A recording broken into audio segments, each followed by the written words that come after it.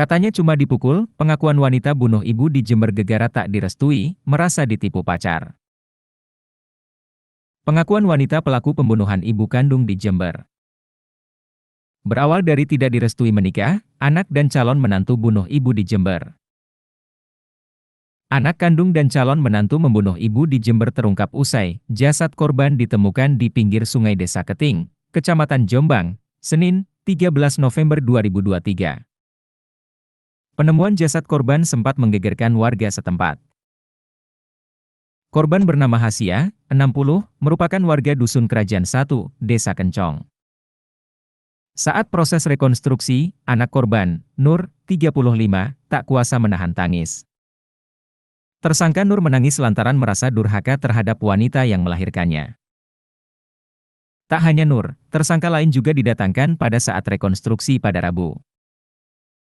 Yakni Sadi, 40, selaku pacar Nur dan Agus, 50. Pihak kepolisian mengatakan, Sadi menjadi otak pembunuhan Hasia.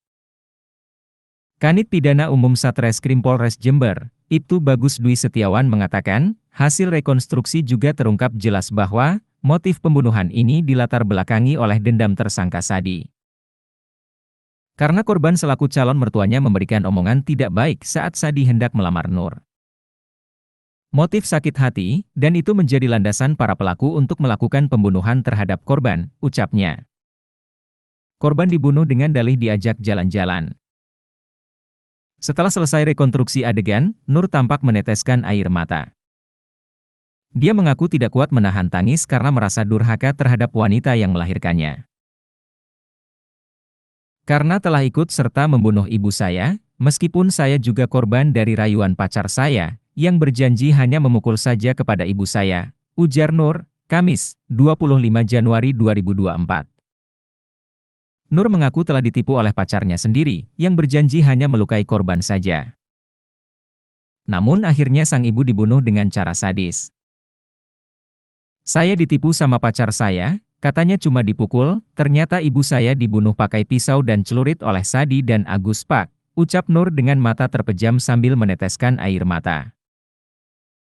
Atas perbuatannya, pelaku pembunuhan ibu kandung di Jember dijerat dengan Pasal 338, Pasal 339, dan Pasal 340 KUHP tentang pembunuhan berencana.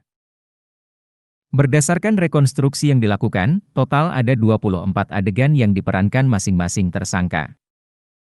Mulai dari perencanaan hingga menghabisi nyawa korban. Adapun pembunuhan terhadap Hasiah terjadi pada 13 November 2023 silam. Kapolres Jember AKBP Moh Nur Hidayat menuturkan, Sadi dendam karena korban tak merestui hubungan dirinya dengan Nur.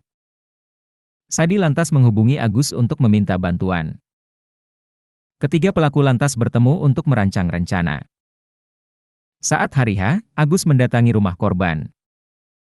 Kepada Hasiah, Agus berdalih ingin mengajaknya jalan-jalan. Ketika Agus memboncengkan korban, Sadi dan Nur membuntuti mereka tanpa diketahui korban. Download Tribun X sekarang, menghadirkan lokal menjadi Indonesia.